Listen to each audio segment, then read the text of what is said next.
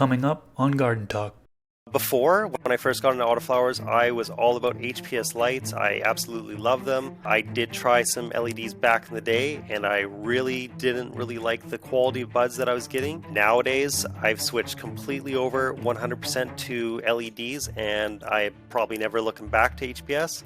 It's a completely different ballgame when you do it outside. Times to finish are definitely not the same. Once you start going over 86 or up to 90s, autoflowers definitely take a little bit of a hit, and they will not grow as fast. Autoflowers are very sensitive to nutrients. They can get overfed very easily. Well, actually depends on the genetics too.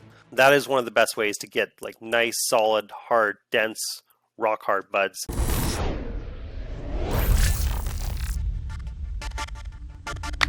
What's up, everybody? If you that don't know me, my name is Chris, aka Mr. Grow It, and you're tuned into the Garden Talk podcast. This is episode number 20.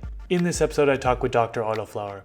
He is a fellow YouTuber with over 53,000 subscribers, and his videos have over 4.3 million views combined. He has been gardening for 13 years, and he grows a variety of plants: tomatoes, herbs, peas, carrots, lettuce, and medicinal plants. He is most known for growing autoflower plants, hence his name. So in this episode, I pick his brain to find out how he grows autoflowers, and also how he maximizes yield when growing autoflowers. I release these podcast episodes on a weekly basis, so be sure to hit the subscribe button if you haven't already. And if you're listening on Apple Podcasts, please leave a rating and review.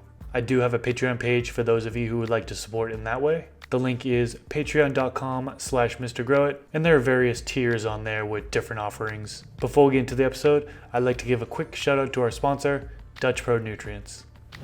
Dutchpro is a plant fertilizer company that has been around for 30 years now. They originated in Amsterdam, and their nutrients are available in several countries across the world. I'll be using their base nutrients, which are formulated specifically by water type. For example, their 2-part soil RO-SO bottles are specifically designed for when using reverse osmosis or soft water. They also have base feeds for if you're in hydro as well.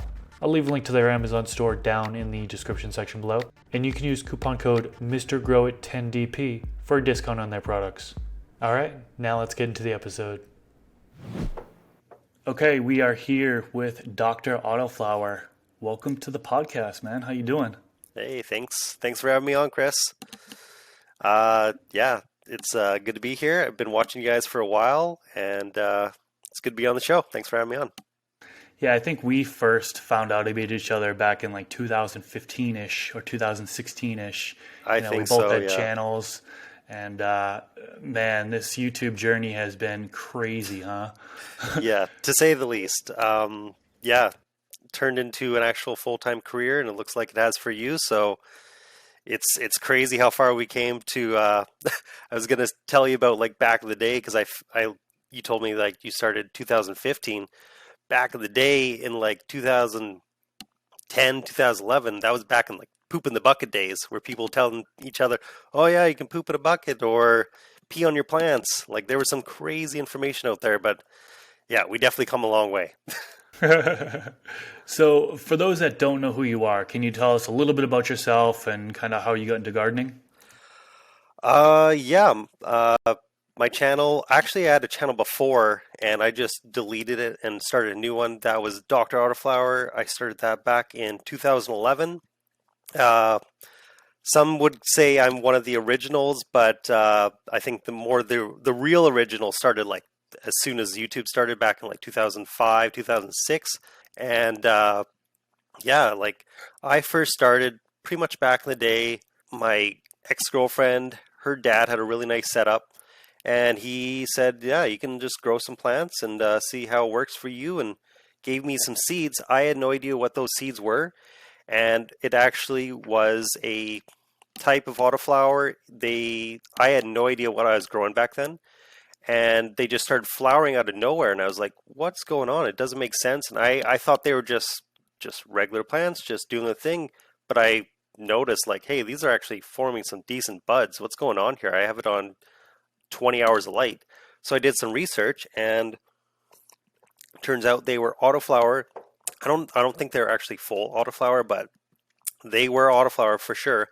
And that's what kind of led me on the journey of autoflowers and I started doing tons of research. Back then, probably the best source of information was on forums, and I was just like a complete sponge of knowledge, and I was just super addicted to like just wanting to learn and research as much as possible.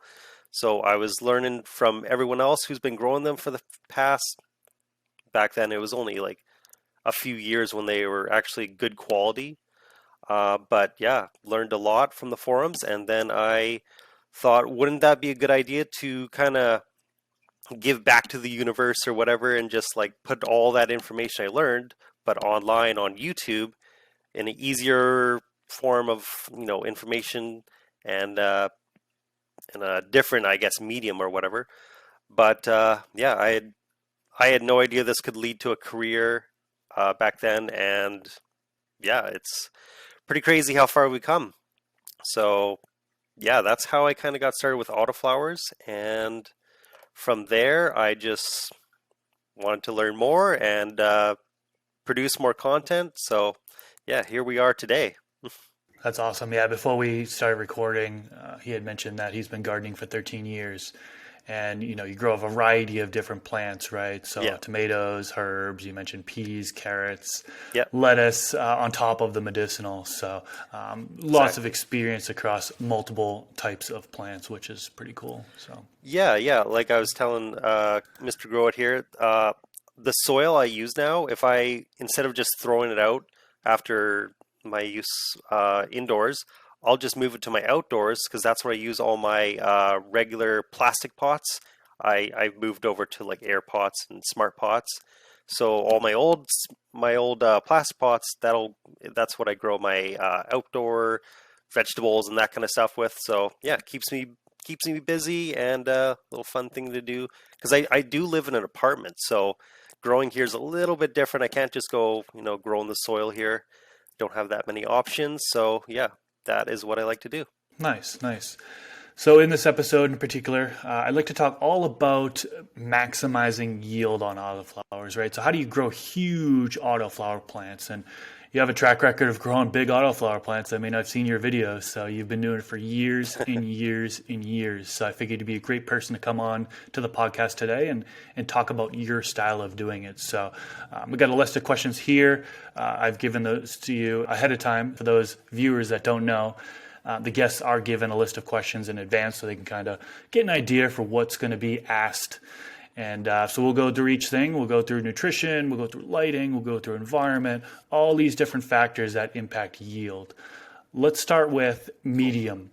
So what medium do you usually grow in? Are you in soil, cocoa? Are you doing hydro? What do you do for that? I've pretty much done everything other than hydro. Um, so I've used like kind of not the best, just regular bag soil and stuff. I've used soil from our over at my family farms. It's like compost pretty much.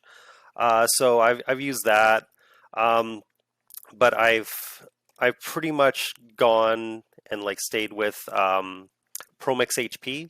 That's the most you know abundant good soil I have around. Everything else is kind of mediocre compared. I have gone high or cocoa, and I've used low quality cocoa. Really didn't like that. Had bad results. Really got kind of turned off from it. Uh, but I had also awesome results by mixing 2 parts Pro Mix and 1 part cocoa, like good quality, high quality cocoa. Really, really enjoyed growing with that.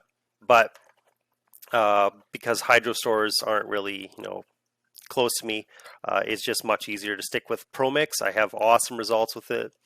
Why fix what's not broken? So I just kind of stay with them and have awesome results. Or you know, Gotcha. And so that Pro yeah, Mix HP, that's the one that comes with mycorrhiza, right? Are you adding yeah. anything else in? Are you sort of amending anything else in to begin with? No, like well, when I was doing organic, I've grown with Guy Green and I forget the other one, but that's the only time I've ever added stuff into the soil. Um, Pretty much now I use all advanced nutrients for my nutrients, so I don't really need to have additives, I find. So I pretty much keep it like before I don't know, I'd get really technical with all my growing. Like I would add some stuff at the beginning. I forget what I kind it's been so long since I don't even remember what I was adding back then. But I kind of keep it with the KISS method. Keep it simple, stupid. Just the easier the better, and if it works, don't fix it, kind of thing. Yeah, I mean, you can still maximize yield with simple techniques, right? A lot of people do Yeah, try to, exactly. yeah, a lot of people do try to do more than they need to do, Yeah, micromanaging in a sense. So, okay, cool. And yeah. then what grow pot size do you usually start in? And what type of pot do you use? Plastic, fabric, air? For a while there, I was using 3 gallon, but I have now switched over to 5 gallon. I really like it.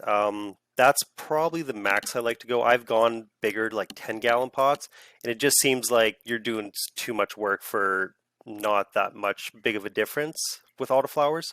So yeah, I always recommend 5 gallon.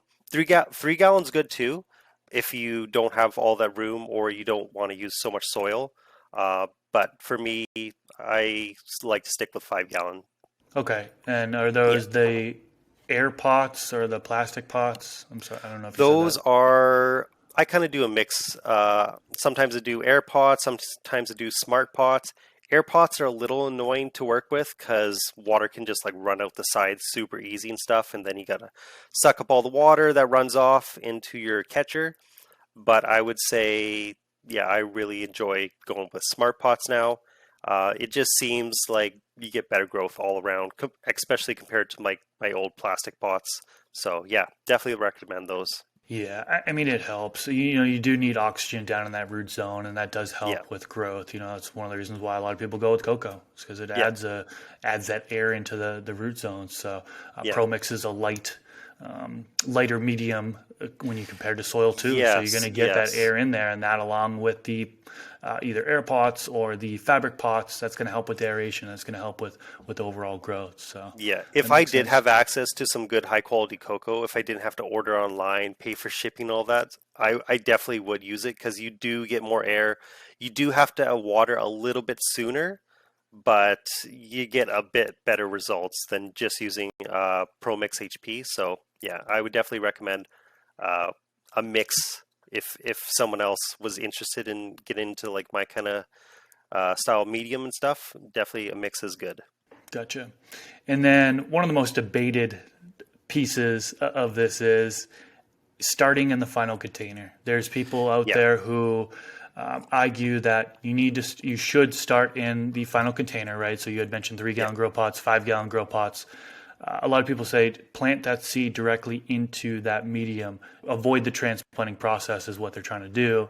Because if you're starting in the small solo cup, for example, and transplanting up, there is that risk of transplant shock happening, Hmm. slowed growth happening with autoflowers. They're on a limited life, right? So if you Yeah. have any stunning growth the first 30 days or so, or any point of the grow, actually, it could negatively impact yield. Most likely, it's going to negatively impact yield. Now, do you start in the final container, or are you Yeah. transplanting up person? Yeah. Like you said, nothing's like written in stone, right? Like I have seen some decent grows, very good grows that have been transplanted. It can be done. It's just like you said, like there is that chance, and the chance is pretty high that you're going to stunt the growth. So I personally started directly in the pot. Don't mess with it. Start in 5 gallon. If you're going to do 3 gallon, start in 3 gallon, but just keep it as that. And yeah, you're way less likely to get risk of shock or anything. But one caveat is I've seen that growing outdoors, I think it's fine. You actually can have better results. I found like I've tried both. I've tried planting directly in the ground and just Dixie cups 1 week old and then transplant them. But I definitely noticed that the ones planted directly outside didn't fare as well for like up here in Canada. I get some cold nights, so it kind of hurt them, I would suspect. But once they had some, they were taken off a bit, they could actually handle it. So I actually had pretty decent results when transplanting outside because it seems like it's a completely different ball game when you do it outside. Times to finish are definitely not the same. A 60-day strain will not, especially where I am, it will not finish in 60 days. Um, but they can get way bigger than normal. They have a huge root mass area. If you just plant them directly in the ground, some good soil, their roots get gigantic. And I've grown like probably the biggest autoflowers I've ever grown, and I transplanted them, but they didn't finish, so I didn't really, get the cream of the crop or whatever, or a good harvest. But definitely grew some massive, massive plants. So did it stunt it? I don't think so. I think it was more environmental issues that I had to deal with, but it just seems like outdoor they can handle a transplant more because planted directly, they don't have the best start, I would say. Gotcha. And there's going to be people that comment on this video and they're going to say, I transplant autos every time and I don't have any stunt in growth. That's a myth. The whole transplanting slows down growth and stuff. So either way, if you're new to autoflowers, maybe try both and see which one you like. That's what I say. It is definitely an experiment. Like everything you should see as an experiment. If you want, try one plant directly, the other one transplant if it's the same genetics. If you get awesome results still, then do what's easy for you. That's what I say. And if you are going to go the transplant route, maybe, when you do that transplant, a common technique is to sprinkle mycorrhizal fungi on the roots as they're doing the transplant. So that way, it's basically like an extension of the roots. So the fungi extends the roots, helps with nutrient uptake. Yeah. And some people swear by that. There are people like, I start in the small cup so I can do that sprinkler of the mycorrhiza. And then they go into their final pot, and then it just blows up from there. So there are so many different ways to kind of go about that for sure. Yeah, Find what works best for you and stick with it. Yep.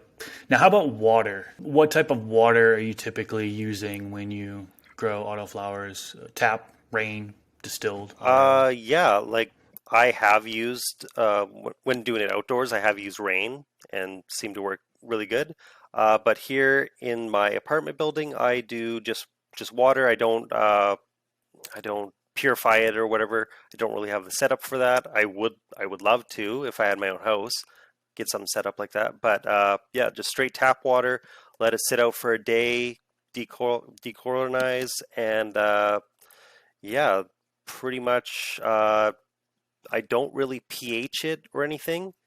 Well, actually, I do pH it just a little bit, just so it gets close to like the 7.0 pH mark. And then I use pH Perfect, so I don't really worry about pH. But yeah, just straight old tap water. Settle for a day. Okay, cool. And then kind of getting into the nutrition side of things, you mentioned for nutrients using advanced nutrients. Is that typically what you use when you're trying to maximize yield with autoflowers? Is the advanced nutrient lineup? Like I've used a lot of nutrients before. I've had also awesome results with Remo's nutrients. Shout out to Remo. But yeah, I've kind of just switched to, because I noticed before a lot of my issues, if I did have issues, was normally from pH issues, just imbalances, and it just got annoying chasing the pH because my pH here can get pretty high and it's just annoying to deal with. So once switching to pH Perfect, I kind of stopped having pH problems and getting awesome results still and good quality bud. So I'm happy with it and keeping it simple and still getting awesome results. So I'm pretty happy with it. And you mentioned you're just using the base nutrients for advanced nutrients. I think they have a couple different bases, right? They have like a grow and which ones are you using? I actually don't use the base nutrients. I found a pretty decent kind of what you would call it, a grow schedule, feeding schedule or whatever online, and it uses the the Sensi Bloom, because the Sensi Bloom is really, it's got like enough nitrogen that it can last the whole grow. So a lot of people have shown like you can just get awesome results just using that the whole way through. And plants seem to love it. They don't like run out of nitrogen halfway through the flower cycle. So it's definitely a good all around nutrient to use, I'd say. and I'm looking at it right now. So there's Sensi Grow. Looks like there's two bottles for Sensi Grow, and then there's Sensi Bloom. Sensi There's two Bloom is bottles. the only one I use. Yeah, those A and B. Wow. Yeah. Okay. And are you following a feeding chart off of their website, No, off of the no. event? The Okay. one I follow, I forget what it's called. Um, but if you search Sensi Bloom, schedule, Autoflower, it should pop up. It's on a forum there, but it's pretty much it's I think it's more less than half of what they recommend, or maybe even one third of that. But yeah, it's definitely much less than they recommend for their regular plants, and it seems to do, it's on the level of like almost being too much sometimes. So I even go like a little bit less.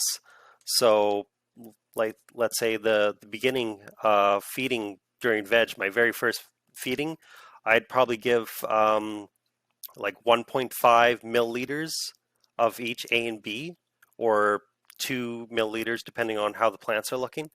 But yeah, it's pretty small because I think they recommend 5 milliliters when you first start, something like that. So yeah, it is a bit less.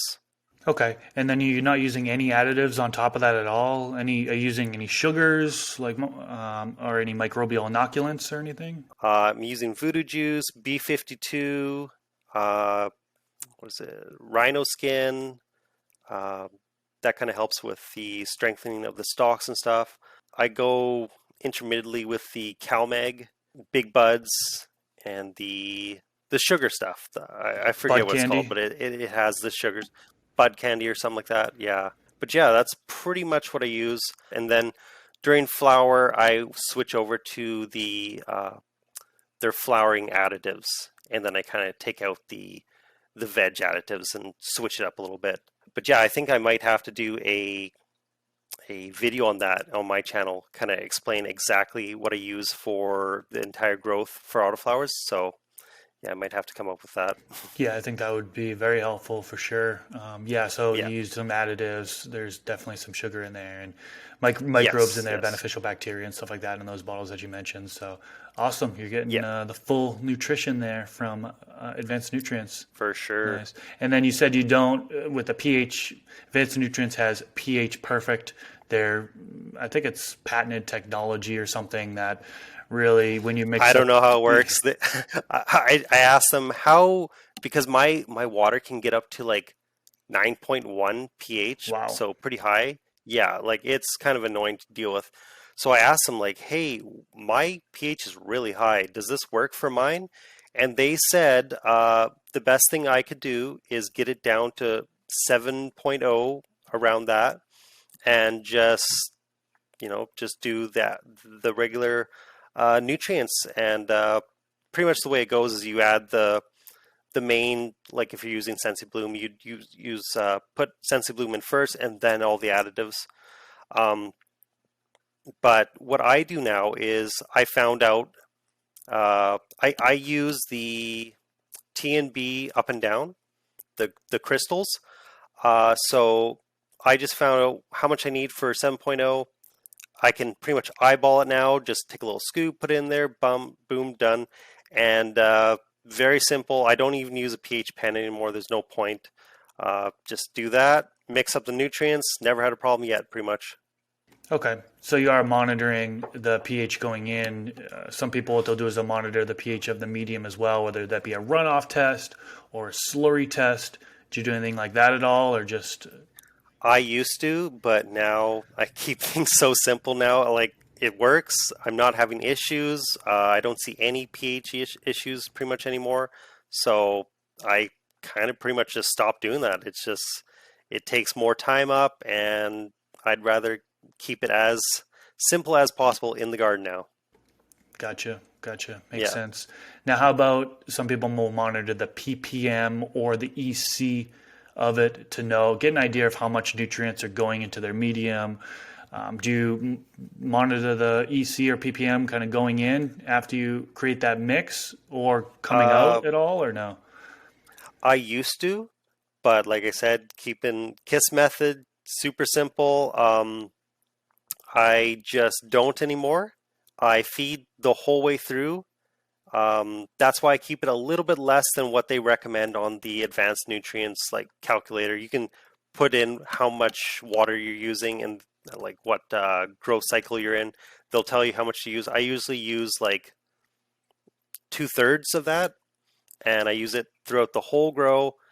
And when I get to about week 6 or 7, start with the flush everything out, make sure it's all nice and clear, and bud's awesome, tastes good, smoke's awesome, don't have any black ash, so Okay, so there's nutrition. Kind of just went over what you do for that. Let's switch it up and talk about lighting. So, arguably one of the most, if not the most important thing when you're talking about yield is lighting and getting that energy down onto the plant. If you don't have the yeah, optimal amount of energy, yield could definitely be sacrificed, right? If you're not giving enough par, yeah, enough of that radiation down onto the plant, or too much could harm the plant. You get light burn; it could indeed. slow down growth as well. So, what are you typically using? What are you using for lighting in order to maximize yield?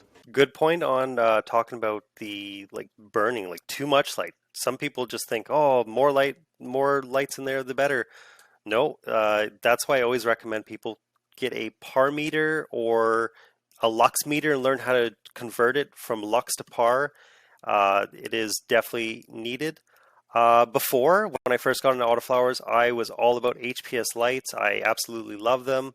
I did try some LEDs back in the day, and I really didn't really like the quality of buds that I was getting. Nowadays, I've switched completely over 100% to LEDs, and I probably never looking back to HPS. Um, yeah, I use optic LEDs. I use the bar lighting. Bar lighting seems to become super popular lately, the last 2 years or so. Um, Many companies are switching over to that, and the results I'm getting are better than what I was getting on HPS, I would say. Buds are super dense and thick, not getting any weird stretching and stuff back like you'd get back in the day. Um, the terpenes are even better than HPS, I would say. Uh, but yeah, I'm super happy since switching all the way over to LEDs, and yeah, pretty happy with the results I get all the time. LEDs have come so far over the years. I mean, if we Oh had this yeah, conversation back in 2014, 2015 ish, there would be it'd a be there's a debatable. right there's a huge debate. You'd have LED grow lights coming out that are less efficient than HPS. Hmm. So you have these people advertising their lights, saying that it's more energy efficient when it's actually less energy efficient. It was Yes, really bad back in the day when LEDs first kind of came on the market. the So days of the blurple. yep, days of the targeted light spectrum with the blues and the reds only, and eliminating those Yep. greens, and you just see purple, and oh man, what an eye strain. Yes, exactly, But exactly. Like I remember back in the day when HPS was the main thing, there were people they would come on and they would want to like do like grow battles and stuff and hey, let's do a competition. I think I can beat you with LEDs and you use HPS and there was no competition really. Like it was not a competition back in 2012. Now 10 years later or 9 years later, there's no competition comparing HPS to LEDs now. Like the energy you save, the heat you like you don't have to deal with all the heat and stuff, and the light spread is just has gotten so damn good that it just doesn't make sense to go with HPS anymore. yep, I agree. You still get Yeah. good results off of it, but Oh, of course. definitely more efficient, better light spread with the LEDs and so on and so forth. Yeah. Now, is there a specific amount of par that you aim for during this different stages of growth when you're looking to maximize yield? Like I know you said you have a par meter. Yeah. There are some general ranges out there, which I've mentioned on my channel many, many times, of general ranges that people can aim for during the different stages of growth. Do you look at that and aim for a certain amount Oh throughout the yeah, different of course. stages? Definitely. If anyone asks, I always recommend them. Uh, Pretty simple. Like I said before, if you don't have a par meter, they're expensive. They're like 500, $800, I think, here in Canada. I think 500 or 600 in America or something like that. So they're pricey. But a lux meter you can get for like $40 or something like that. And there's a simple conversion you can do to get par pretty much. But yeah, I recommend For autoflowers, it's pretty similar to for veg plants. I would see the first 3 weeks would be what you would give for veg. So I would start at 200 par and slowly ramp up to about 550, 600 par at the end of veg there once it starts flowering. And during the first week of flower, I'll probably slowly go from 550, 600, slowly go up until about, I would say, week 5.5 or 6, like slowly ramp up to about 900, 850, something like that. That's where I usually see the best results. But it is a slow ramp up, and that is the nice thing about having a par meter. You can actually check every day, say, okay, it's because your plants are growing too, so you don't always have to just lower the lights. So as long as you're keeping your par and it's slowly going up, I think you're doing awesome. And that is one of the best ways to get like nice, solid, hard, dense, rock hard buds. And knowing your par is very important, I say. It's super important, especially if you're giving. A lot of people don't realize that they're giving the light or their plants too much. I've had that issue before when I wasn't using my par meter. I was just cranking up the light, and then I go check, and my par is at like 600, 700 during veg, and I'm just like, oh yeah, I'm frying my plants. This isn't good. So yeah, definitely something I recommend people look into. Gotcha, gotcha. And then the higher light levels is pretty much the same in line to what I aim for, right? I'm going, 900 max really for Hmm. flowering is typically what I go for. Now, if you're supplementing CO2, you can go higher than that in most Yeah. cases. Are you supplementing CO2 at all right now or no? I was using the kind of like the mushroom bags. I forget what CO2 bags or whatever. Yep. Uh, I was cranking up the LEDs a little bit more. I was going up to like 950, 1000. I didn't notice light burn really. They were, I think if someone asked me like how much does it actually help, I would say maybe 5% better growth. I don't see it as like a huge amount, but if I actually had a real CO2 setup, yeah, I would definitely be going higher. I've heard of people going up to like 1200 par or sometimes even higher than that. But I don't have a CO2 setup like that, so I haven't really got into it. I do grow pretty much right next to our bedroom, pretty much, so I don't really want CO2 all throughout the house and stuff. So, yeah, maybe one day when we have something separate, I would like to get into CO2 a bit more. Gotcha. So are you still using mushroom bags or not anymore? No, I kind of Okay. stopped. Made me think like, is this releasing spores throughout the house or something like that, or I don't know. I didn't really see a huge difference to make me want to go spend, I think they're around like 60, $70 a bag or something like that. A little pricey. So yeah, I just thought might as well just not do it this time.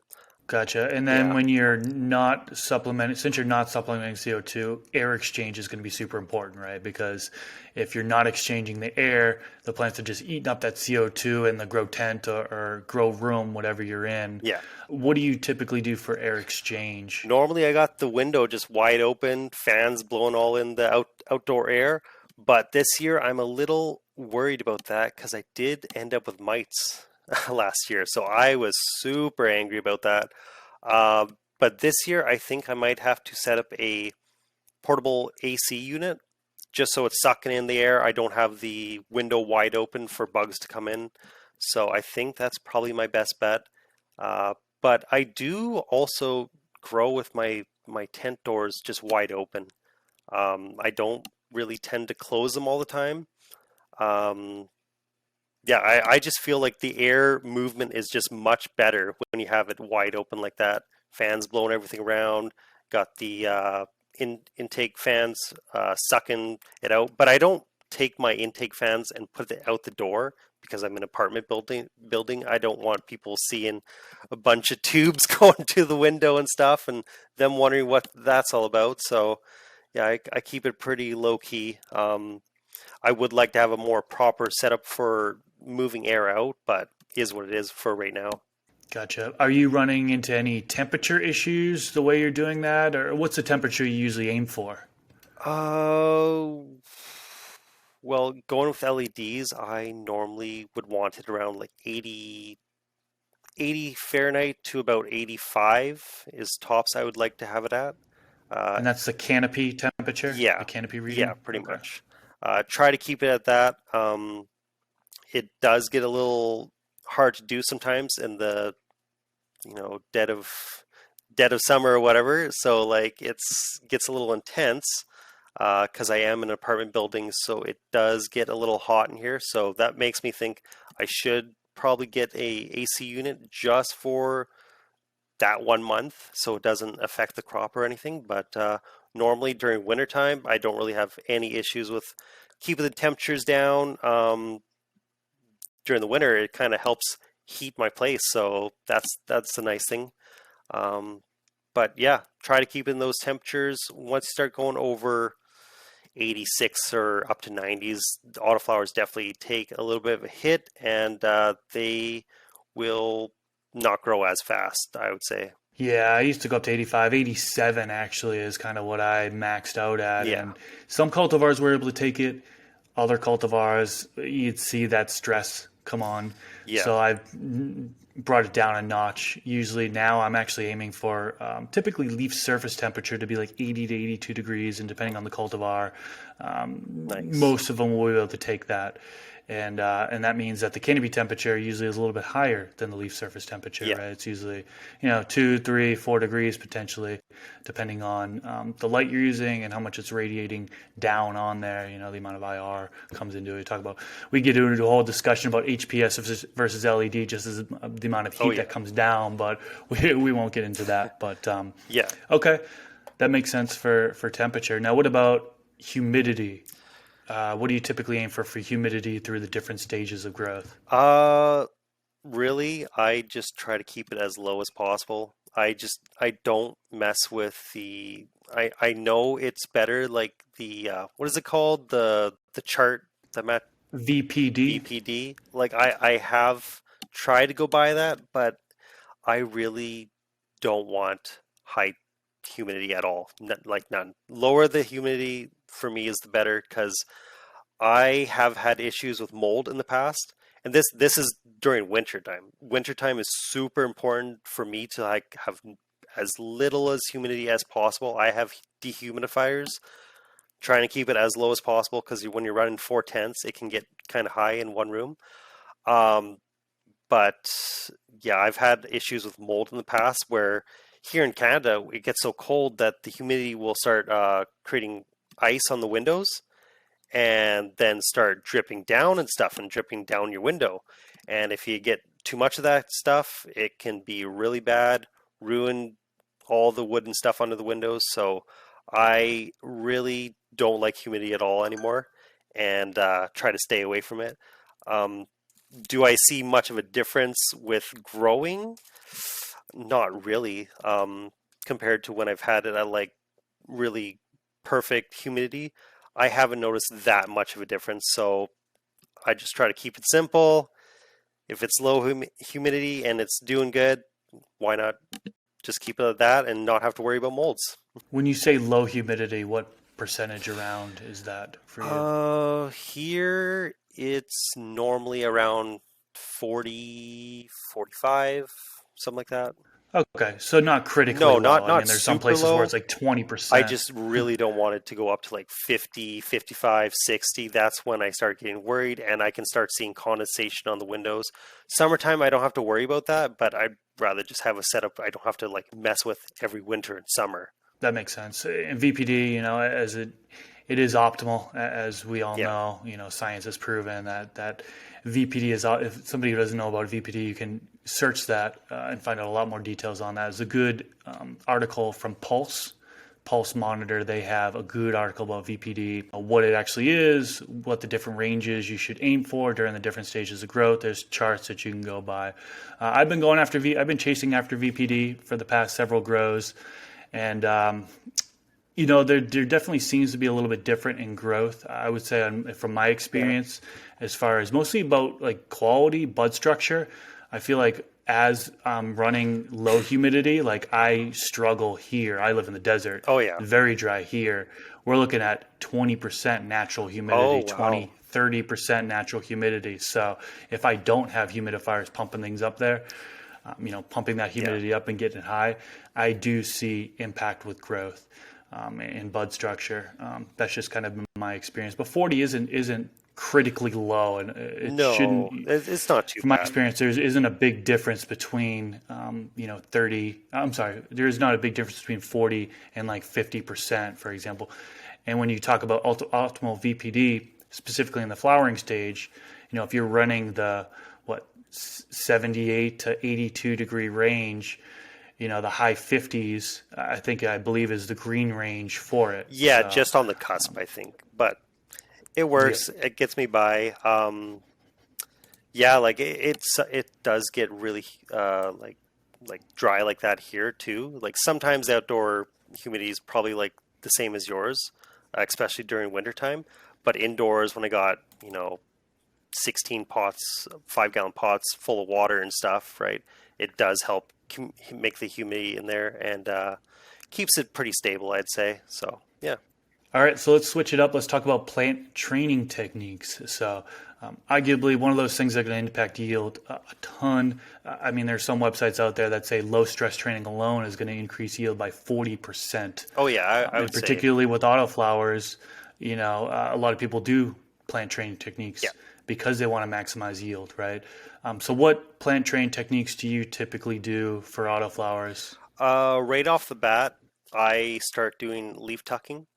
So just tucking the leaves in, any of the big fan leaves that you can see that kind of can tuck in between the lower branches coming out, so you can give those lower branches a light. It really helps. Yeah, I would say the more low stress training, the better.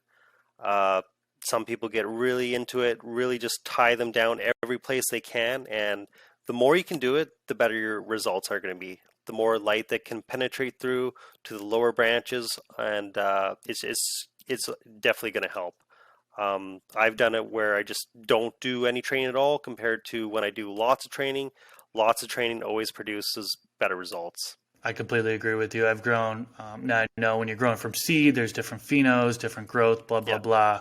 But growing the same cultivar, I had 10 different plants actually, 10 different phenos, same strain or cultivar, and some I did low stress training on, some I just grew naturally. Yeah.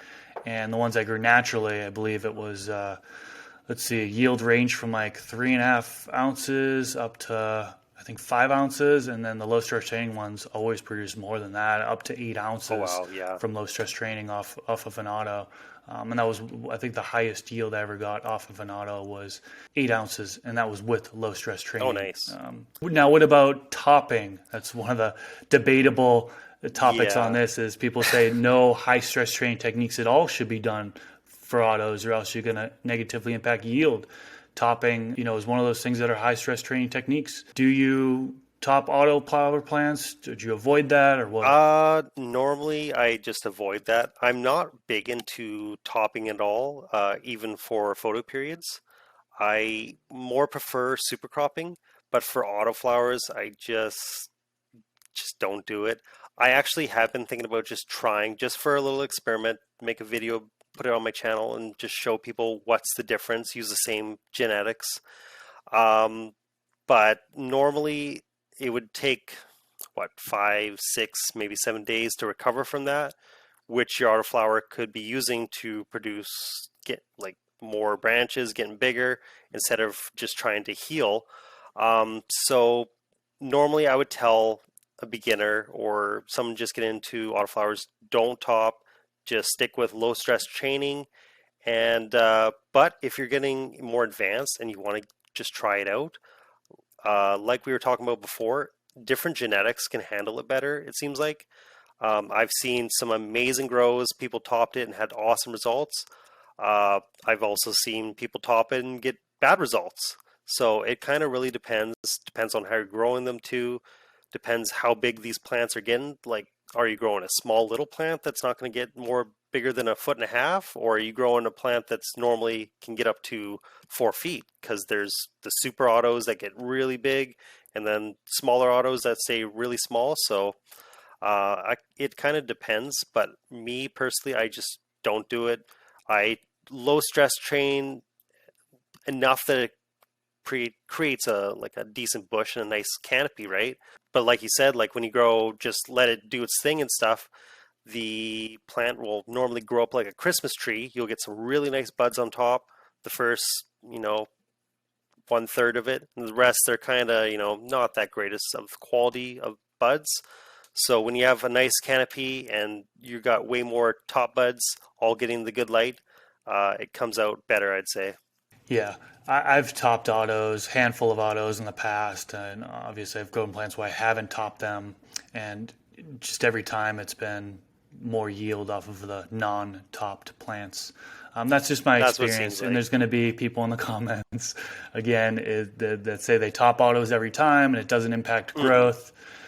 Maybe I just need to experiment more. But I'm pretty sure I've like accidentally topped some too. The results came out good, but that the question is, would have it been better if you just not topped it at all and just low stress chained until you got a nice big canopy that's all nice and even? I would say a better big canopy is going to give you better results, I'd say.